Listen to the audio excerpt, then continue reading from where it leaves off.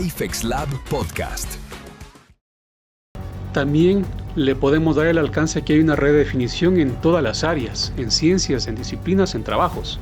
Y eso es importante que vayamos nosotros señalando. Nosotros, digamos, como docentes, como profesores, enseñamos a nuestros estudiantes a conocer lo importante, es decir, los conceptos básicos.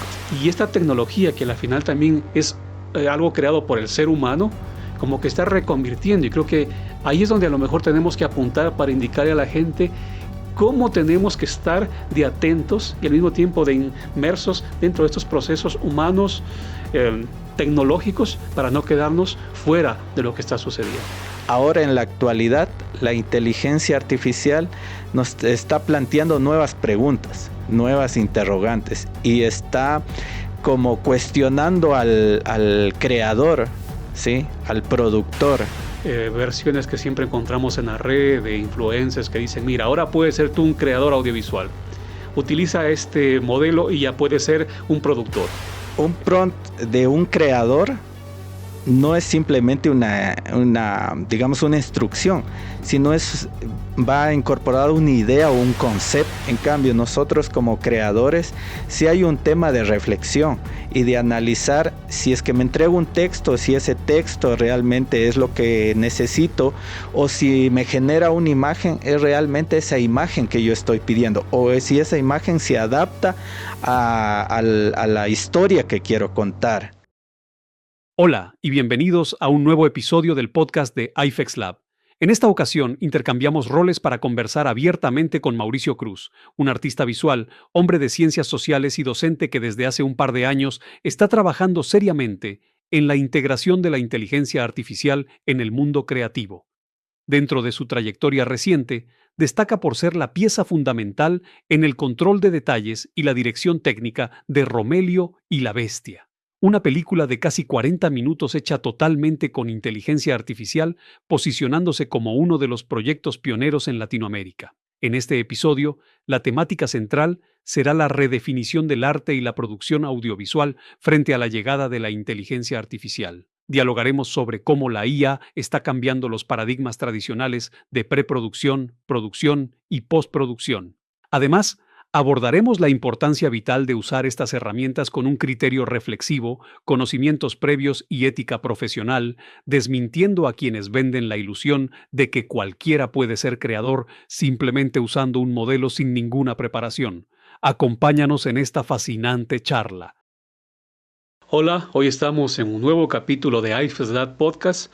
Y en esta ocasión vamos a hacer algo que creo que teníamos y era más que necesario: conversar abiertamente. De hecho, vamos a resolver este papel de ser entrevistador y entrevistado, y vamos a dialogar con el socio y fundador también de este proyecto de iFEX Lab, como es el profesor Mauricio Cruz, a quien le damos la bienvenida. Él es artista, hombre de ciencias sociales y sobre todo que está tomando muy en serio lo que es la inteligencia artificial desde hace un par de años atrás y haciendo proyectos. Uno de ellos es esta película que es de cerca de 40 minutos hecha totalmente con inteligencia artificial, que se llama Romelio y la Bestia.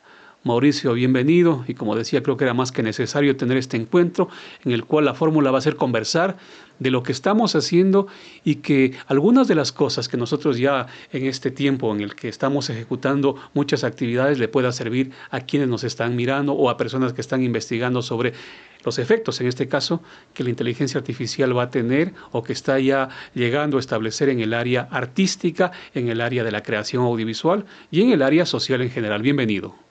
Muy amable, gracias Hernán por la invitación.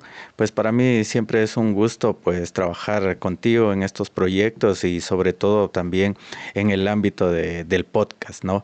Una de las preguntas, digamos, iniciales que tú me hacías entre qué es la inteligencia artificial y cómo se relaciona con el arte, son preguntas muy interesantes y que están, digamos, ahora justamente en esta época en boga, ¿no? Se está hablando mucho de este tema. Entonces, para contextualizar este tema, pues pienso que desde hace mucho tiempo atrás el arte se ha ido, digamos, modificando según la tecnología que llega a la época, ¿no? ya tuvimos como primer antecedente, tuvimos la fotografía, ¿no? Que generó un cambio importante dentro de cómo se veía el arte, ¿no? En este caso, por ejemplo, digamos, el retrato, el paisaje, ¿no? La fotografía vino a tomar las imágenes tal cual como se las veía, y el artista ya hacía eso, ¿no? Ya representaba la realidad tal cual, ¿no? Lo que hace la fotografía es generar como esta incomodidad a los creadores, en este caso los artistas, y hacer repensar qué puedo aportar como artista si la fotografía ya generaba una imagen real. Entonces ahí hubo un primer cambio que es, por ejemplo, el color, ¿no? Ahí surgió el impresionismo, ¿no? Entonces el artista ya lo que hizo fue proponer algo más que me daba la imagen, ¿no? Como un contexto. Ahora en la actualidad, la inteligencia artificial nos está planteando nuevas preguntas, nuevas interrogantes, y está como cuestionando al creador, ¿sí? Al productor, cómo producimos, qué producimos y la manera en que lo producimos. Entonces hay un cambio ya de paradigma, ¿no? Entonces la tecnología, en este caso la inteligencia artificial, viene a generar esa incomodidad a los nuevos artistas, ¿no? No sé qué piensas tú, qué crees, digamos. Bueno, lo que pasa que al concepto que tú acabas de mencionar, de la redefinición del arte, también le podemos dar el alcance que hay una redefinición en todas las áreas, en ciencias, en disciplinas, en trabajos. Y eso es importante que vayamos nosotros señalando. Y sobre todo, un poco hablar de lo más reciente. Como daba en la introducción, tú eres la parte fundamental en cuanto al control de detalles y la obra artística de este proyecto, que para mí es uno de los primeros en Latinoamérica, la película hecha con inteligencia artificial llamada Romelio y la Bestia. Entonces, esa redefinición de las disciplinas, de los saberes, es en todos los campos. Y creo que a eso debemos apuntar. Y si nos centramos, ya que tú eres artista y se puede hablar abiertamente en la creación audiovisual, creo que hay una redefinición. Y creo que ahí a lo mejor podemos abonar mucho a partir de lo tradicional. ¿Recuerdas tú que la producción audiovisual siempre se caracterizaba por los procesos de preproducción, la producción, la postproducción, y después incluso se le agregó lo que es la distribución? Pero incluso esas tres estructuras que estaban bien definidas, ahora como que se van reformulando. Y esta tecnología, que al final también es algo creado por el ser humano, como que está reconvirtiendo. Y creo que ahí es donde a lo mejor tenemos que apuntar para indicarle a la gente cómo tenemos que estar de atentos y al mismo tiempo de inmersos dentro de estos procesos humanos, tecnológicos, para no quedarnos fuera de lo que está sucediendo. Mira, ahora se está, por ejemplo, también redefiniendo un poco para hilar con lo que tú me dices. Por ejemplo, había el director, ¿no? El director es quien dirige, ¿no?, la producción. Él no es un, digamos, especialista de la fotografía, no es un colorista, no hace la producción o postproducción, pero está dirigiendo todo, ¿no? Es el director, ¿no? El que dice, se encuadra así, la historia va por esta línea, o te dice, esta es la estética que quiero utilizar, ¿ya? En cambio, con la inteligencia artificial pasa algo similar, ¿no? El director somos los artistas quienes damos estas direcciones a la inteligencia artificial. Entonces, yo le puedo decir a la IA qué estética necesito, qué encuadre necesito, ¿sí?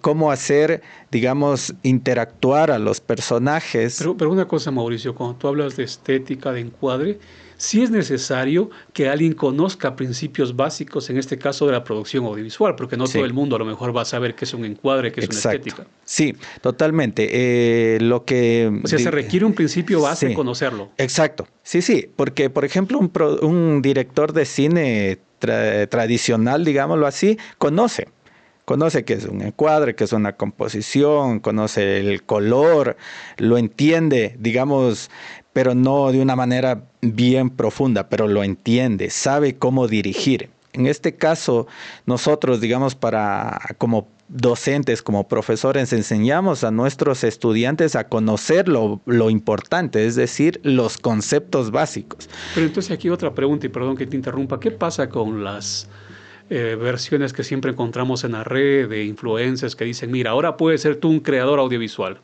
Utiliza este modelo y ya puedes ser un productor. ¿Eso es humo? Yo creo que sí, porque primeramente tú con solo manejar un modelo no te hace creador, ¿ya? No te hace productor, ¿sí? Tú tienes que saber los conceptos, incluso cómo se hace un guión o cuál es la estructura de un guión, ¿ya? O cómo se hace una escaleta. Pero obviamente en nuestra experiencia con el equipo que tenemos aquí en iFEX Lab, hemos detectado que algunos procesos como que se simplifican, ¿sí? Y por ejemplo, si antes tú hacías Partamos por la preproducción, que es la creación de la idea, Uh-huh. el guión literario, luego el guión técnico, las escaletas. Eso se puede simplificar, lo que tú estás diciendo. Claro, se puede simplificar mediante un prompt en el cual, por ejemplo, el guión literario, el guión técnico y la escaleta se condensen, ¿sí? Y ya no tienes por ejemplo, un storyboard ya no solo es un storyboard visual, sino es textual, ¿ya? Donde incluso también en escaleta tú señalas tiempos, tú señalas segundos, tú señalas cómo va a estar, digamos, estructurado la escena. Incluso ahí mismo puedes tener diálogos, o sea, puedes tener no separado, ¿sí? Como se hacía un guión, digamos, de audio. No lo tienes separado, sí. Si no lo tienes en el mismo documento, lo tienes todo, ¿no? Incluso eso te permite que, digamos, tú dices, yo quiero solo esta parte del guión, entonces vas como desmenuzando, sacando o incorporando, porque por ejemplo en un texto impreso o en una hoja en Word, tú, digamos, querías poner una idea ahí, pues te costaba tiempo, ¿no? Te costaba tiempo. Ahora la introduces a la idea y nuevamente se reestructura toda la historia, digamos. Tú dijiste algo, Sí. le damos un prompt. Detengámonos un poco aquí, que a lo mejor no es una palabra todavía codificada por todo el mundo, ni tampoco que tiene un concepto claro. ¿Qué es el prompt? ¿Es una orden de alguien que conoce previamente de algunos detalles o es simplemente una indicación que cualquier persona puede darle a un modelo de inteligencia artificial? Bueno, yo tengo ahí, digamos, como dos ideas, ¿no? Un prompt, digamos, es una instrucción de manera general, pero un prompt de un creador no es simplemente digamos, una instrucción, sino va incorporada una idea o un concepto. Detalle a detalle. Detalle a detalle. Entonces, mientras mejor estructurado está el prompt, vas a tener una mejor respuesta digamos, de los modelos, ¿no?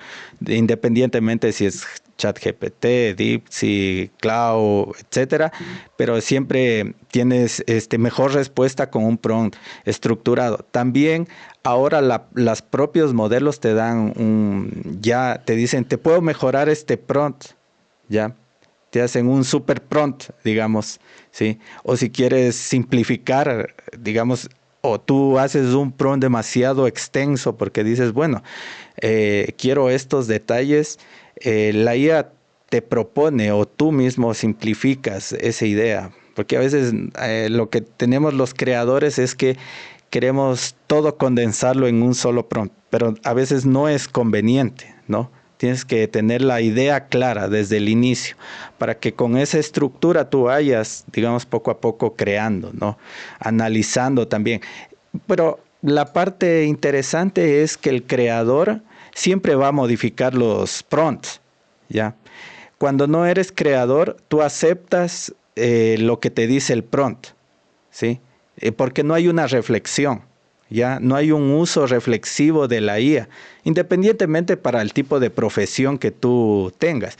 Si eres médico, si eres abogado, si eres, no sé, arquitecto, independientemente de eso, si tú no tienes una reflexión del uso que le das a la IA, pues vas a aceptar lo primero que te da.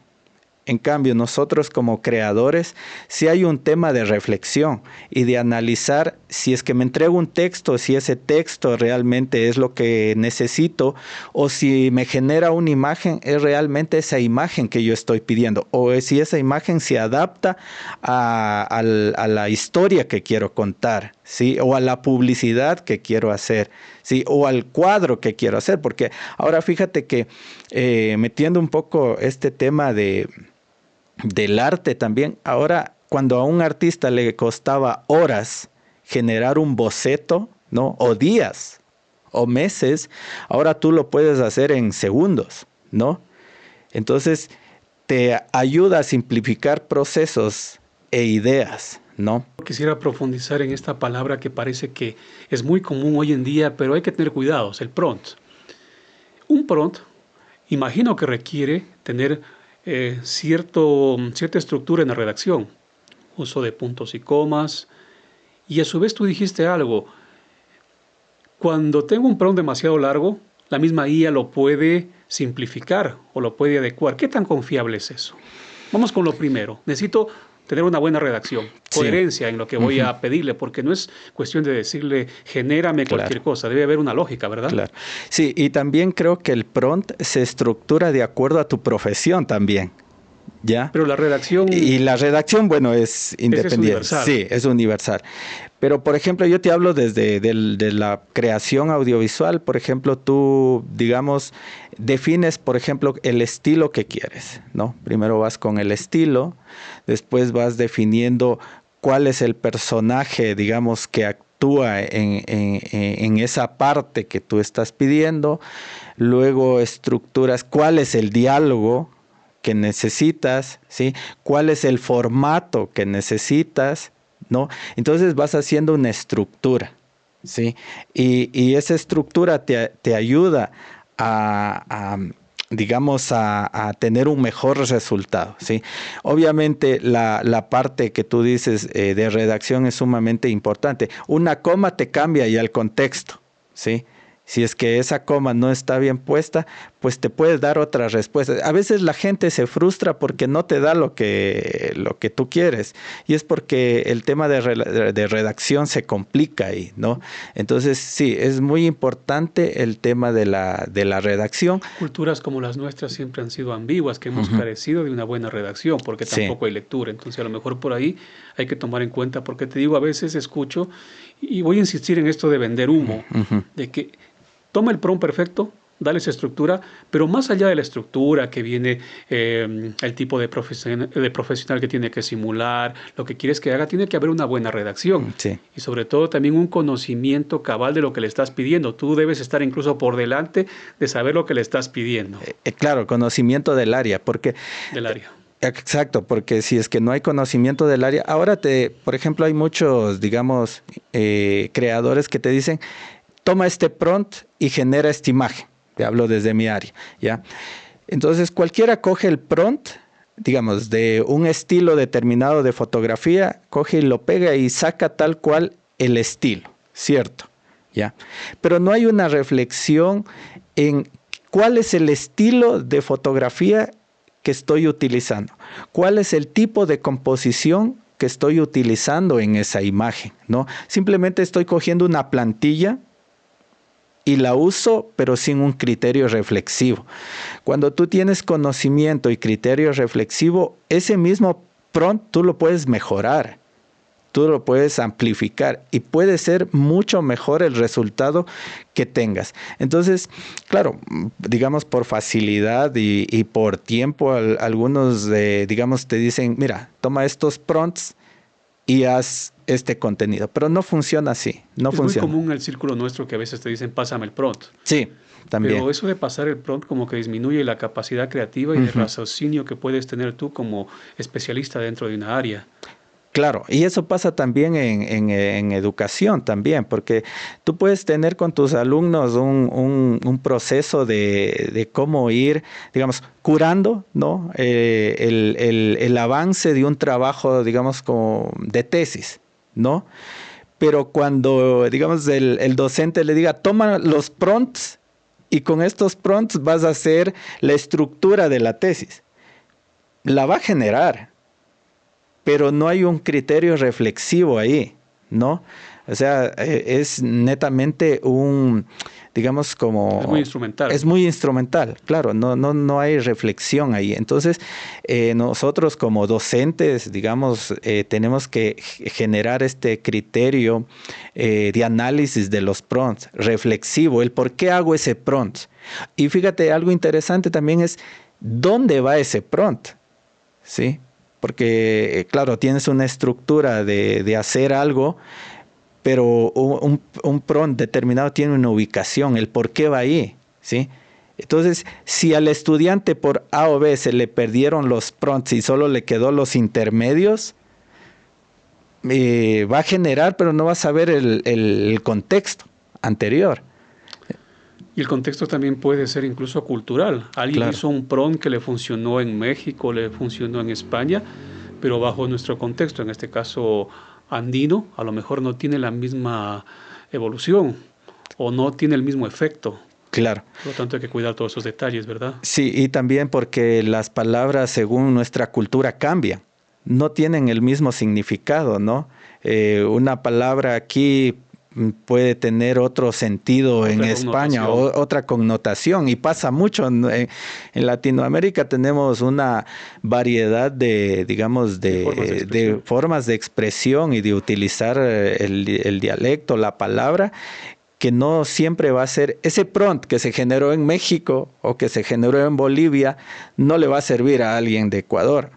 Si en resumen es importante que más que decir pásame el prompt o tengo el libro con los 100 prompts más efectivos, mejor lo vayamos construyendo cada quien de acuerdo al conocimiento previo que tenemos y tal vez ahí sí aceptando alguna fórmula de, bueno, cuál es el rol que va a simular este modelo, qué es lo que queremos que haga, en qué estilo, cosas así, ¿verdad? Claro, y mira, un poco para adentrarnos en el tema inicial que era, digamos, en este caso el audiovisual y en el caso de esta película que realizamos de Romelio y la Bestia, el contexto es importantísimo, ¿no? Porque hablábamos de una cultura importante aquí dentro del Ecuador, como es la cultura saraguro. Entonces, claro, no había un modelo como ahora lo hay ya latinoamericano, tenía digamos, un contexto extranjero, por decirlo así, pero aquí necesitábamos alimentar a la IA con el contexto local y con el contexto de esa cultura, ¿no? Solo hago un paréntesis porque tú hablaste de este modelo latinoamericano. Vamos a darle publicidad a Rodrigo Durán y a todos nuestros amigos del CENIA, del Centro Nacional de Inteligencia Artificial de Chile, porque ellos hace un par de meses ya pusieron a disposición un modelo beta, que es el Atan GPT, que está a disposición y que es más contextualizado al entorno latinoamericano. Entonces, creo que de eso es lo que tú te referías. Exacto, justamente. Y fíjate no que... lo teníamos cuando se inició la película de Romelio, que necesitaba por la trama algo que sea más adecuado a nosotros. ¿Y qué pasó ahí? Fíjate, claro, si hubiésemos tenido, digamos, el contexto de este GPT, hubiese sido, digamos, un poco, entre comillas, más fácil, digamos, tener la estructura, ¿no? de la película, pero no lo teníamos, entonces aquí tocó ir alimentando a la IA, ponerle información de dónde está Saraguro, ¿sí? Cuál es el idioma, ¿sí? ¿Cuál es su cosmovisión, ¿no? ¿Qué elementos, digamos, son importantes dentro de esta cultura? ¿Qué símbolos?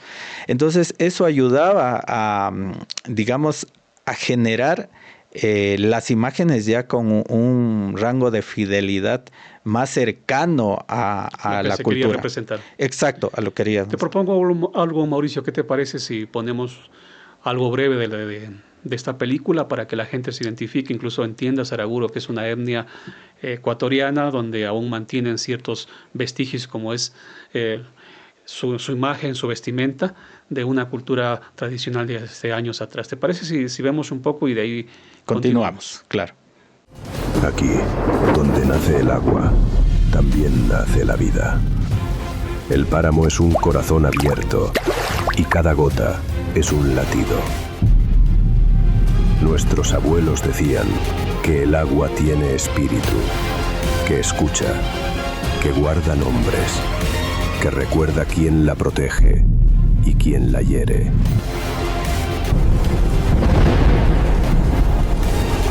Pero hubo un día en que el silencio se quebró. La tierra fue herida. Virgencita de Kapur, protégenos de la gran bestia. Y algo antiguo despertó.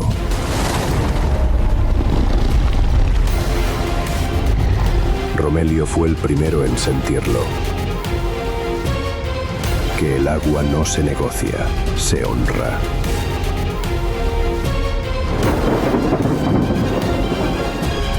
Dame el oro y me iré. ¡Ese oro no es tuyo! Frente a la bestia, no estaba solo un hombre. Estaba toda la historia de quienes nacieron del agua y aprendieron a respetarla.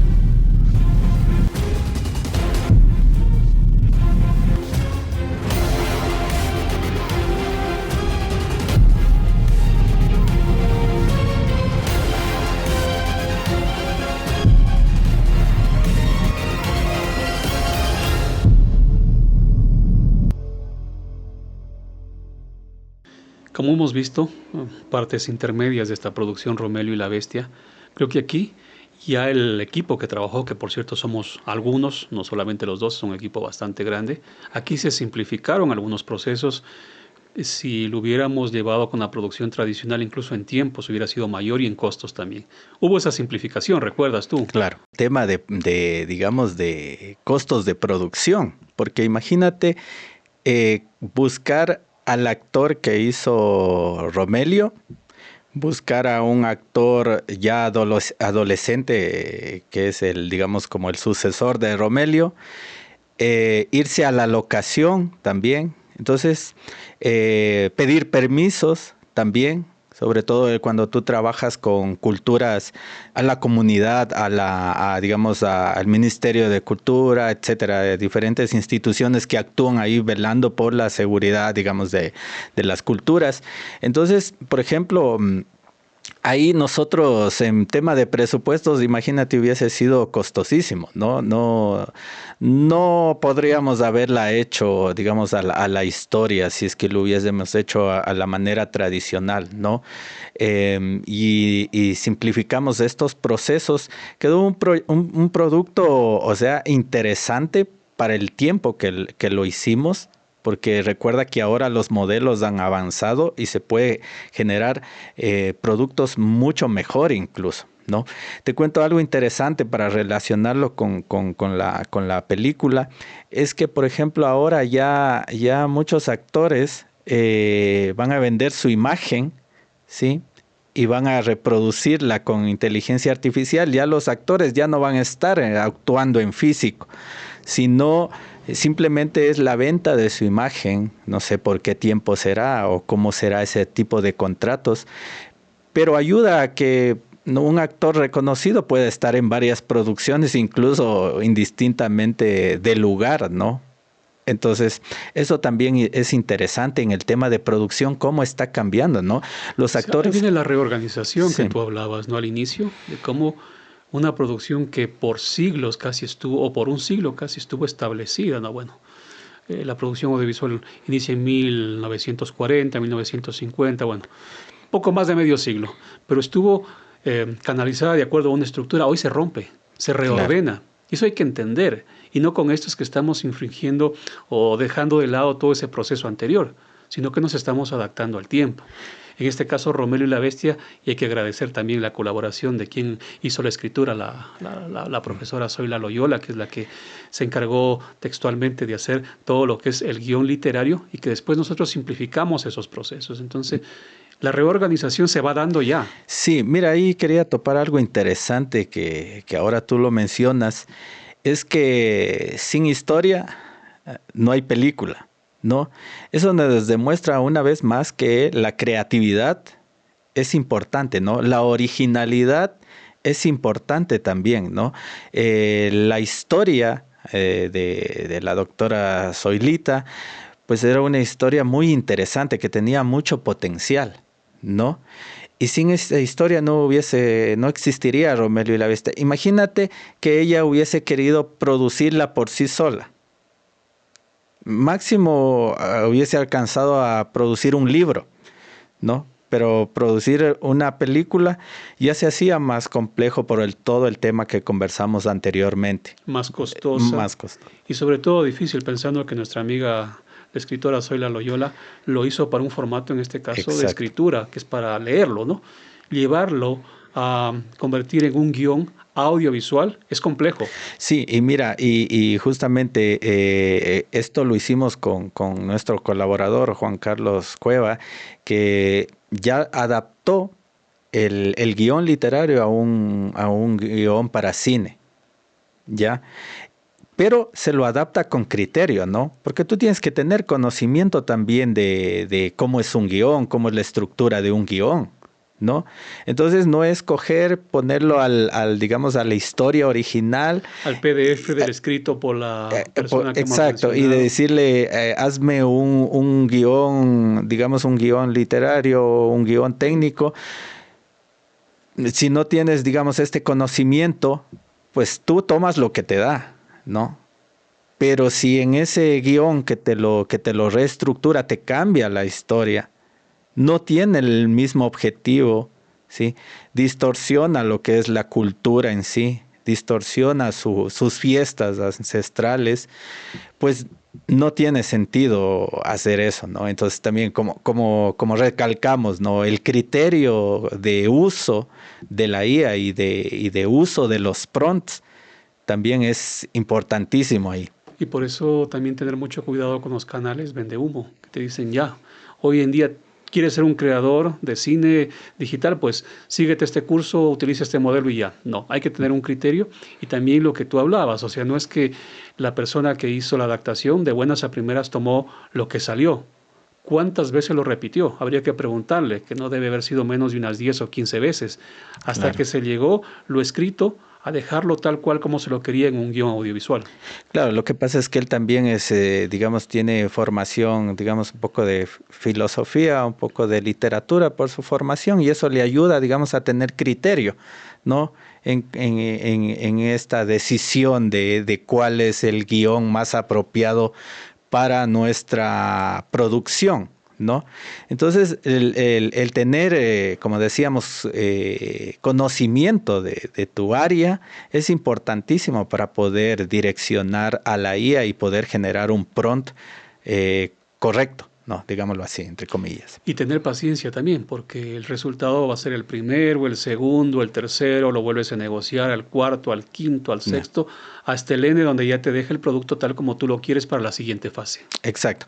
Mira, hay otra cosa también importante ahí, que uno cuando ya comienza a producir, digamos, una película con inteligencia artificial, hay ciertas limitaciones, ¿no? Como por ejemplo el uso de niños. Ahí tú tienes que saber cómo reformulas el prompt para poder conseguir esa imagen, ¿sí? Porque obviamente por la protección de la niñez tiene estas restricciones y está bien. Violencia también. Y violencia, entonces eso es importante. Cómo tú, como creador, ¿sí? Y con la experiencia que tú tienes, reformulas el prompt para que te pueda generar esa imagen sin generar violencia, ¿no? Entonces, esas cosas las aprendimos con el tiempo, ¿no? Con equivocarnos, con preguntarnos por qué GPT o por qué las inteligencias artificiales nos están restringiendo, ¿no? Entonces, ahí nos tocó... Bueno, debe haber alguna restricción que tienen las IAs, ¿no? Y en este caso era lógico, ¿no? Entonces ahí lo que hicimos fue pues reformular la pregunta o aumentar en años al personaje. Ya no era de 9 años, era de 12. Y ahora que estamos hablando de la preproducción, también a veces es importante ir desterrando de que no se requiere solamente una IA para poder hacer una producción. Se requiere escalar, pero en ese escalar ir mirando cuáles son combinables o no, porque no es que todos los modelos los puedes unir unos con otros. Cuéntanos ahí la experiencia. Mira, hay algo interesante, ¿no? Aquí, justamente que conversábamos con nuestro colaborador, hay IAs que son mejores para el tema literario, ¿ya? Entonces te sirven mejor para el tema de guión. Hay otras IAs que te sirven mejor para el tema de imágenes. Hay otras IAs que funcionan mejor para audio, ¿sí? Entonces depende la necesidad que tú tengas como productor, como creador, pues vas a hacer uso de esas IAs. Pero el seleccionar cuál IA es, digamos, más óptima para el trabajo que tú necesitas, pues lo haces con la práctica, ¿no?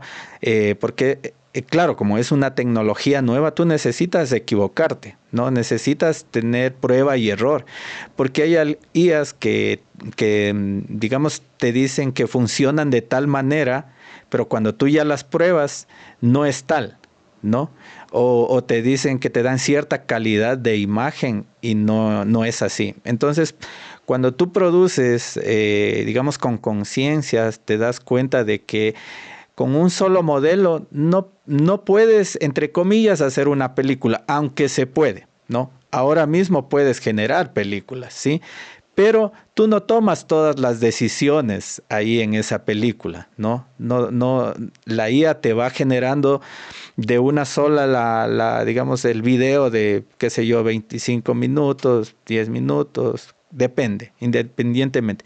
Pero tú no controlas el encuadre, tú no controlas el color, tú no controlas, qué sé yo, la forma en que tienen que interactuar los personajes, sino la IA por el texto mismo que tiene sobre la historia va... Es un modelo de entrenamiento. Exacto. Y entonces yo creo que, claro, los que quieren hacerlo de esa manera, está bien. Pero nosotros como profesionales o como docentes tenemos que enseñarles los conceptos y el por qué usas un encuadre, otra vez volviendo a lo mismo, por qué utilizas el color, ¿sí? Cómo manipulas, cómo puedes comunicar a través del color, no manipular, sino cómo tú puedes comunicar a través del color. El plano también para... Exacto, los planos, y cuando tú ya has utilizado varias IAs y ya sabes cómo funcionan, tú te das cuenta qué IA genera un video, digamos, de una sola y qué producto audiovisual es creado con un criterio artístico, ¿sí? Te das cuenta, eso visualmente tú lo notas, ¿no?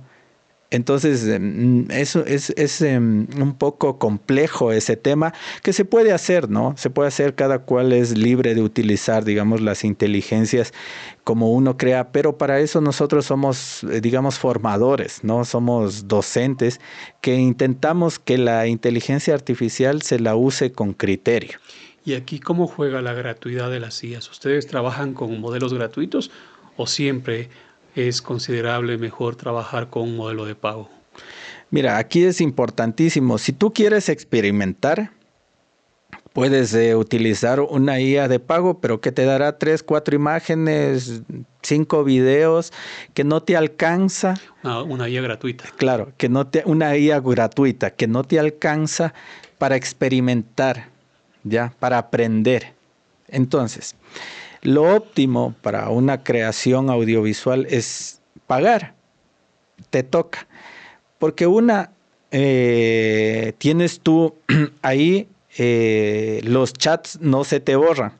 Cuando tú haces con una IA gratuita, se te borran los chats y tú ya no tienes un respaldo de tu producción. Después, ¿cómo justificas que tú eres el creador si no tienes un respaldo de la IA? Entonces ahí es un poco más complejo, también se vuelve el tema. Nosotros creamos para Romelio y la Bestia, hicimos una canción también, ¿sí? Entonces ahí utilizamos también una IA de pago, porque ahí tenemos los derechos de autoría de la canción. Y si es que no hiciéramos de esa manera, la canción queda ahí expuesta, que cualquiera la puede utilizar, ¿sí? Y entonces eso no nos conviene, ¿no? O sea, no es práctico, no es profesional utilizar IAs de pago, porque muchos creadores lo que hacen y generan contenidos y views porque te dicen, salió esta IA gratuita, tú puedes utilizarla para generar contenido. Sí, pero todo durará, digamos, 8 imágenes, 9 imágenes y se te acabará. A la final te tocará pagar. Y si tú quieres trabajar de manera profesional, pues esa es la manera. Siempre es así. No hay nada gratis, digamos, lo sabemos los productores, los creadores. O sea, no es un costo cero producir con inteligencia artificial. Tiene un valor, claro, que es menor hacerlo con la trayectoria que se tenía de cámaras, de luces, de micrófonos en la producción tradicional, pero tiene un costo y eso también es importante que nosotros lo señalemos, porque otra vez vuelvo a el sinnúmero de información que dice, oye, sigue este curso y vas a hacer solo con modelos gratuitos. Incluso a mí me tocó alguna experiencia donde alguien que estaba arriba me dijo, enséñele solo con modelos gratuitos. No, la cuestión no es esa, porque en la enseñanza también está el saber conducirlo de manera en la cual el profesional distinga esto que tú acabas de mencionar, que es muy importante. ¿Hasta dónde puedo llegar con un modelo gratuito? Luego, ¿cuánto me toca esperar para que otra vez se recargue ese modelo gratuito? Y qué experiencia satisfactoria puede tener cuando trabaja con un modelo que a lo mejor no sobrepasa los $20, $30 cuando estamos hablando dentro de esta moneda. ¿Tu equipo usa inteligencia artificial, pero tus procesos no tienes logros? Eso pasa cuando la IA se trata como una varita mágica y no como lo que realmente es, un sistema. En AIFEX Lab no improvisamos. Diseñamos e implementamos inteligencia artificial estructurada para que tus procesos sean repetibles, escalables y realmente rentables. Deja de jugar con prompts. Empieza a construir procesos que sí funcionan. Agenda hoy tu diagnóstico estratégico en aifexlab.com.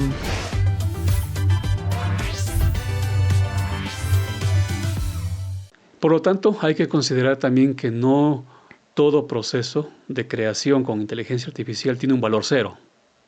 Claro. Es importante a veces mirar que para un entrenamiento se debe comprar para tener una capacidad mínima de reacciones de este modelo para que me genere imágenes, me genere videos, pero que no me dejen la nada y que después yo me quede esperando a que se vuelva a cargar esa gratuidad dentro de 24 horas o dentro de un mes. Claro, no es funcional tampoco, ¿no? Y te va a limitar el tiempo de creación. Algo importante que tú dijiste es, sí hay una diferencia en presupuestos, ¿no? Con IAs te gastarás, qué sé yo, unos $1,000, digamos, en una producción profesional, y de la manera tradicional gastarás el doble, el triple, ¿sí? Entonces te costará mucho más también. O sea, con una IA puedes hacer ideas más complejas a menor costo. Sí. Entonces, lo importante o lo interesante es, si tú quieres trabajar un poco para cerrar, digamos, esta pregunta, de manera profesional, tienes que utilizar IAs de pago, porque te dan ciertos, digamos, beneficios, como los derechos de autoría, como la calidad de imagen, la información que te genera es mucho más compleja, más interesante. Entonces, yo creo que por ahí iría, digamos, el tema del pago, digamos. Y esto saliéndonos un poco de la producción, para después volver con la postproducción, también sería como un consejo o sugerencia para otras áreas. Claro. Tras cámaras hablábamos de que a lo mejor para un abogado que utilice una IA gratuita no le va a ser tan rentable como si está utilizando una de pago, por diferentes motivos, o algún otro tipo de profesional. Claro, mira, y ten en cuenta que cuando tú utilizas una IA de pago, esa información queda expuesta. Y tú como profesional no puedes exponer los datos personales de ninguna persona. Datos que son muy sensibles. Datos sensibles. Por ejemplo, un abogado o un diagnóstico médico, ¿no? O sea, esos datos deben estar protegidos y, digamos, un poco te protegen pagando, ¿no? Teniendo el control de estos datos, ¿sí? Entonces, sí es indispensable, importante que se prevea esto, ¿no? que haya una prevención, porque a veces uno mete, por el desconocimiento, uno mete información sensible a una IA gratuita y no sabe que está exponiendo todos sus datos ahí. Ese es el gran problema, independientemente de la profesión. O sea, si bien estamos conversando la película de Romelio y la Bestia, pero todo lo que ustedes hacen en el día a día, porque me consta a mí que sus 16 horas diarias están destinadas a probar con modelos, a trabajar, nos da para también dar sugerencias en otras áreas. ¿Qué sucedió con Romelio y la Bestia? Utilizaron algunas IAs de pago. claro. ¿Se puede contar algunas de ellas? ¿Cuáles fueron? Porque estamos hablando de cerca de 6 meses atrás o un poco más ya. Claro, bueno, en este caso utilizamos GPT, utilizamos... ¿GPT para qué utilizaron? GPT utilizamos para generación de imágenes, para el tema un poco del guión al inicio también. Utilizamos el Eleven Labs para el tema de voces, ¿sí? Hicimos la prueba también con Queen, también, que tenía una mejor... Ahora hay una mejor versión que creo que está funcionando mejor para el tema de, digamos, de guiones, de temas de literatura, digámoslo así. Pero bueno, en ese momento utilizaron esas, ¿no? Sí, en ese momento utilizamos esas. Por ejemplo, también ahora, digamos, lo que planeamos es ir mejorando, por ejemplo, Nano Banana. Pero entiendo que también se utilizó en ese momento para la película que estamos conversando, Flow. Sí, Flow, claro, también, claro, sí. Flow se utilizó. Fueron algunas que uno ya después se va como que olvidando las IAs, porque, claro, como es un trabajo, digamos, no lo hace una sola persona, también eso hay que entenderlo. A veces es todo un flujo de trabajo. Exacto, a veces se piensa que el trabajo, si tú lo haces con IA, una sola persona lo puede hacer y no es tal, ¿no? Son varias personas trabajando en diferentes momentos de la producción. Y a la final, la postproducción, ya el trabajo final, fue hecho con un profesional que sabe de edición. Que es Paul Calva. Que es Paul Calva, que él trabaja en el tema de edición y ahora, por ejemplo, se está inmiscuyendo con esta nueva IA que es para edición. Pero igual el tema del editor sigue vigente. El editor es necesario, sigue siendo importante dentro de la producción. El editor y con los conocimientos clave de cómo se hace la traslación de una imagen con otra, de una escena con otra. Exacto, sí, o sea, entonces sigue siendo, hay partes importantes donde el director, donde el productor siguen siendo importantes, incluso hasta el colorista, porque ya la colorización, tú puedes, digamos, utilizar a este profesional y decirle, mira, yo quiero utilizar este tipo de color, dar este mensaje, y el colorizador experto en su área te va a decir, mira, para hacer esto necesitamos esta información con estos colores. Entonces ahí construyes el prompt con este conocimiento y puedes ir manejando el color dentro de tu producción también. Entonces nosotros no estamos en contra de los actores, de los productores tradicionales, sino hay que entender, como decíamos al inicio, es una redefinición del arte, ¿no? De la forma de hacer. Se redefine todo esto, ¿sí? Y así como hay ahora el cine tradicional, pues este será el cine sintético. Así como hay la fotografía digital, pues ahora hay la fotografía sintética. Entonces, dentro de esas áreas hay nuevas subáreas, se generan nuevas subáreas. Y en este caso hay la nueva fotografía sintética, que se están generando nuevos concursos, ¿sí? El cine sintético, las convocatorias para participar en cine están cambiando sus reglas, porque ahora ya hay varios productores con inteligencia artificial. Entonces, dentro de esas convocatorias habrá una convocatoria que diga trabajos generados con inteligencia artificial. animación generada con inteligencia artificial. Entonces, obligatoriamente, por la masificación de estos creadores, les va a tocar incrementar esta categoría. Entonces, eso se va redefiniendo en esta, digamos, mundo de la creación. Y esto no es hacer trampa, es irse inmiscuyendo en esta nueva cultura donde esta inteligencia, que se asemeja mucho a lo que en su momento teníamos con la revolución industrial, ha llegado y nos vamos sumando a ella o nos quedamos.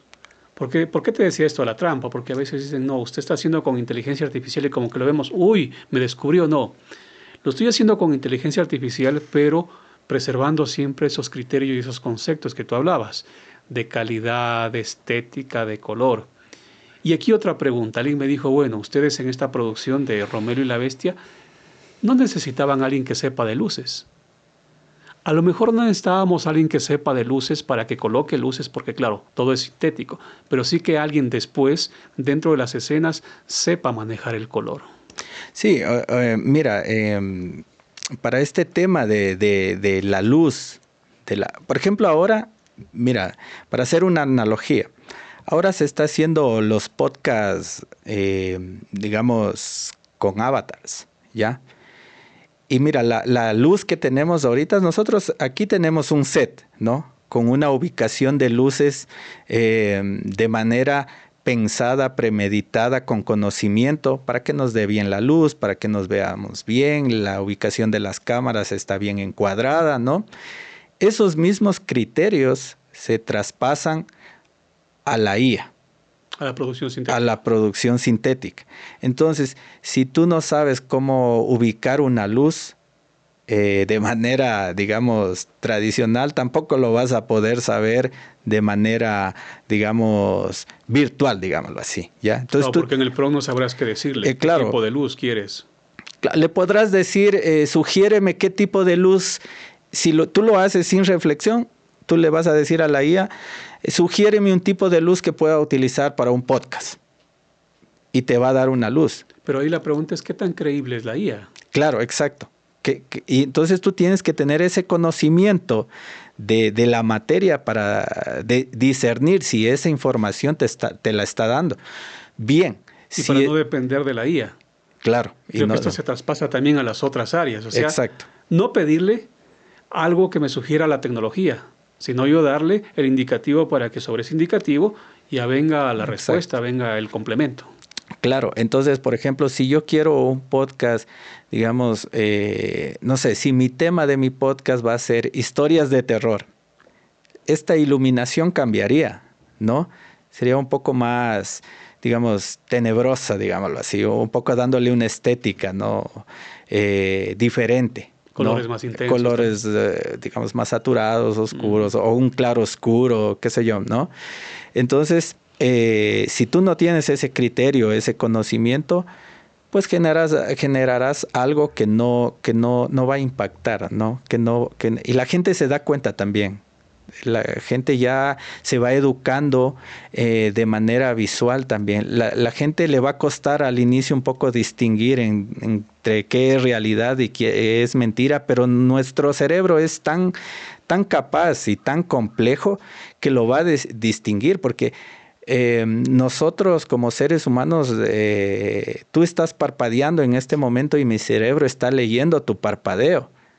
Y cuando es una imagen sintética, no va a tener ese mismo reflejo de nuestros ojos que parpadean por segundos, ¿no? Una imagen sintética no la ves parpadeando, no le ves que los ojos. Entonces son micro reflejos que tiene el rostro que el cerebro los detecta.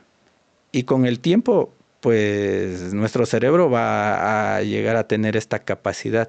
Pero también lo que va a pasar es que apreciemos mucho más cómo somos nosotros realmente, la naturalidad, porque vamos a estar tan inmersos con imágenes sintéticas creadas que un privilegio va a ser real. ser tú con tus imperfecciones, porque todo lo que vas a ver en redes es perfección. Volviendo al tema de la película, ¿qué tiempo les llevó?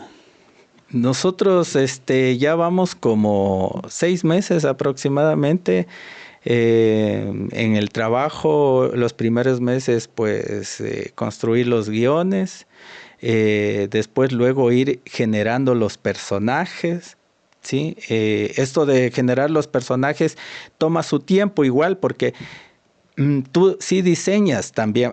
Se cree que no diseñas personajes con IA, sí diseñas personajes. Tú les das las características, la edad, le pones la edad, le pones la ropa, le pones, digamos, si es una persona, digamos, un poco con el ceño fruncido, que tenga esta característica.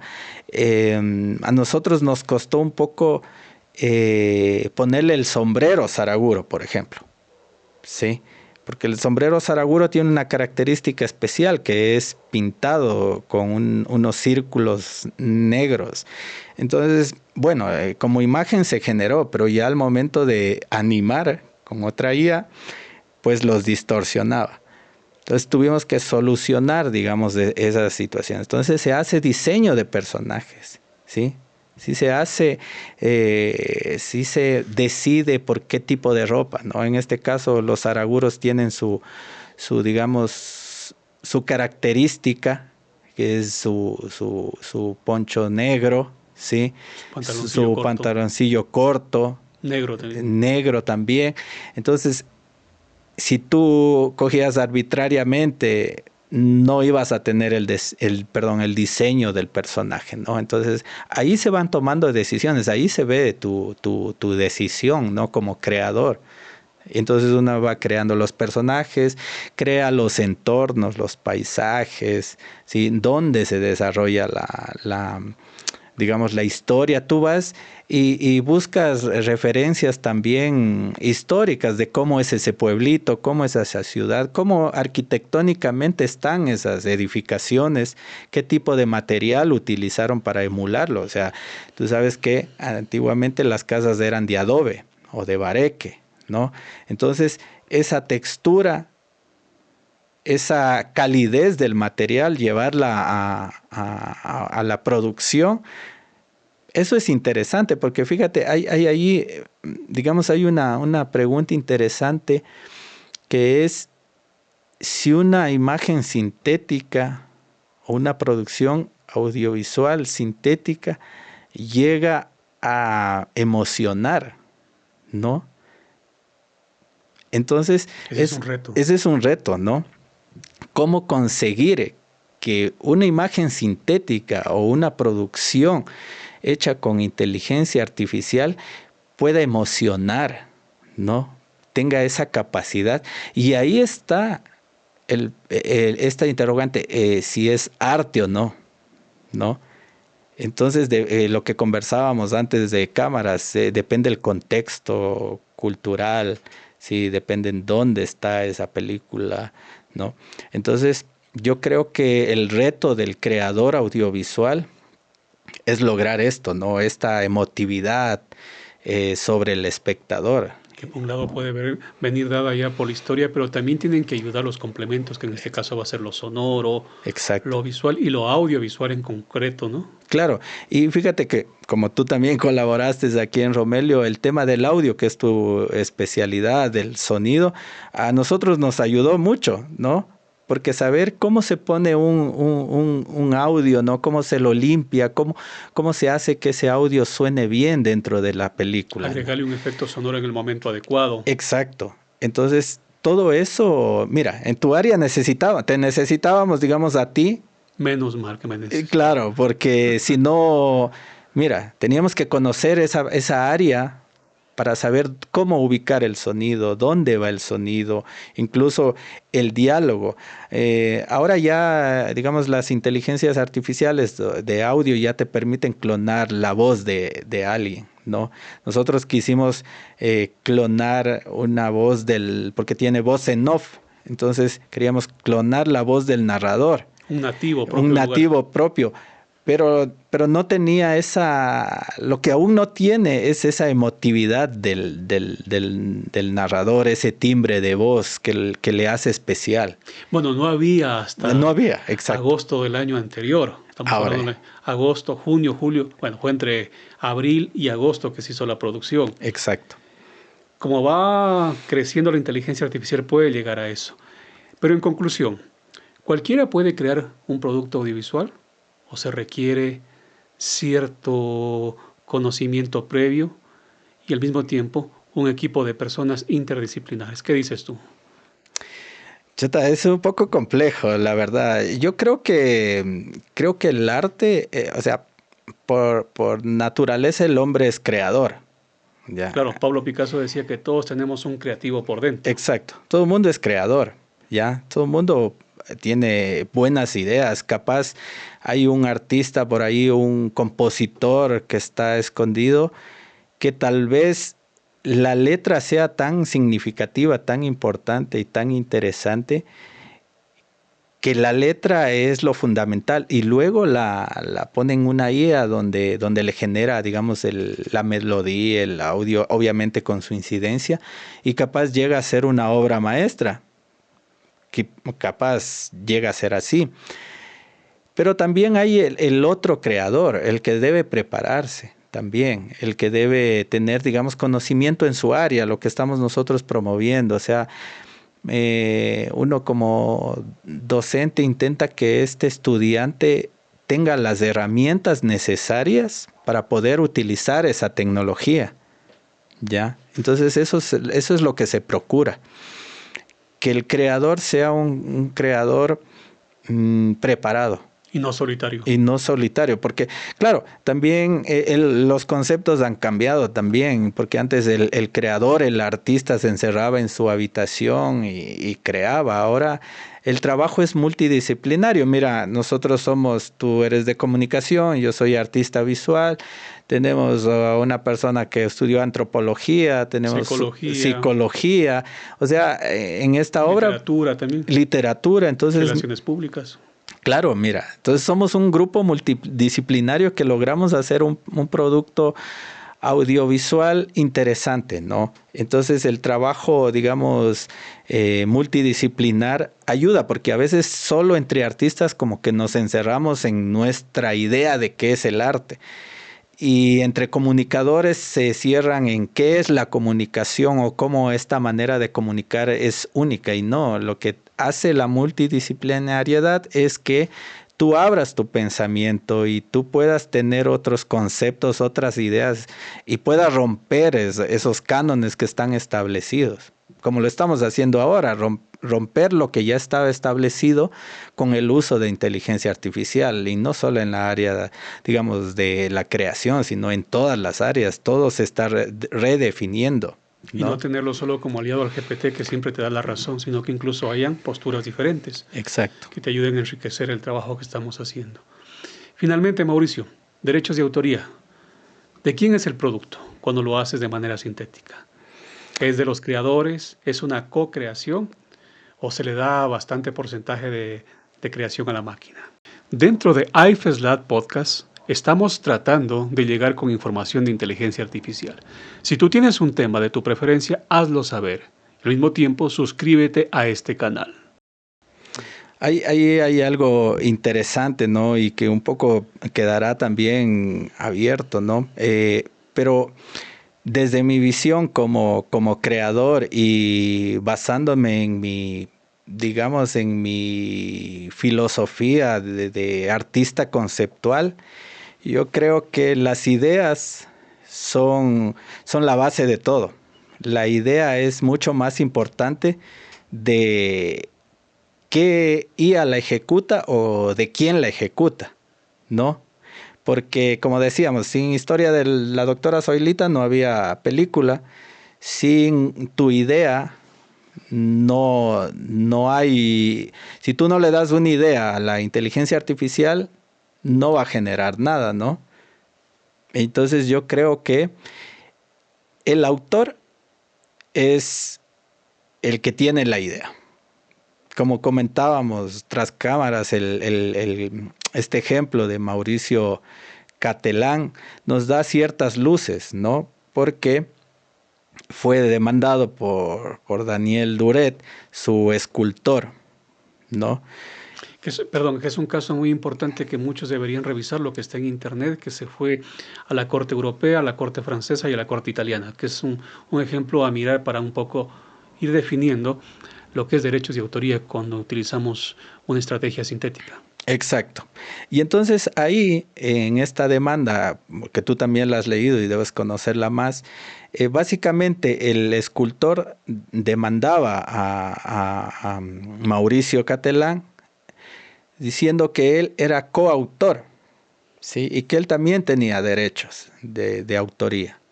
Entonces, en la decisión, para resumir un poco el caso, el juez le dio la autoría a Mauricio Catelán porque dijo que sin la idea el escultor no habría hecho las esculturas que hizo, ¿sí? Porque claro, puede haber muy buenos escultores o muy buenos creadores audiovisuales manejando las herramientas. Uh-huh. Si tienes una expertise de manejaría, muy bien, pero si no tienes ideas, ¿qué haces? Entonces, la idea es fundamental aquí, creo yo, ¿no? Te hablo desde mi manera de ver y concebir el arte, ¿no? Entonces yo creo que no puede ser la IA tampoco co-creador, porque es una herramienta, ¿sí? No puede ser co-creador, o sea, coautor, ni tampoco co-creador, no puede ser. Se me ocurre ahora que tú dices este ejemplo, cuando un arquitecto hace un plano, edifica todo, pone de manifiesto lo que son parámetros, medidas y todo lo demás. Claro, después quien levanta eso pueden ser un sinnúmero de obreros. Exacto. Pero la idea principal sigue siendo del arquitecto como tal. Exacto. Y entonces esto también, un poco para concluir y dejar un poco esto para el debate, porque hay muchas posiciones también, ¿no? Y está bien que haya esta diferencia de criterios. Creo que lo interesante aquí es saber cómo utilizamos las herramientas de inteligencia artificial con un criterio, ¿no? Con ética profesional también, ¿no? Entonces, tú puedes tener la mejor herramienta, pero si tú no la utilizas con una ética profesional, pues yo creo que no nos llevará a ningún buen sitio, ¿no? Ahora un poco, mira, la inteligencia artificial se puede utilizar para todo, como para la guerra también, ¿no? Para el bien o para el mal. Para el bien o para el mal. Entonces todo dependerá de cómo nosotros utilicemos la inteligencia artificial. Seamos arquitectos y no obreros. Exacto. Listo. Mauricio, gracias por este espacio. Creo que hemos conversado bastante y sobre todo hemos dado a conocer lo que se está haciendo desde Ecuador en creación audiovisual. Te agradezco mucho por tu espacio. Gracias a ti, Hernán.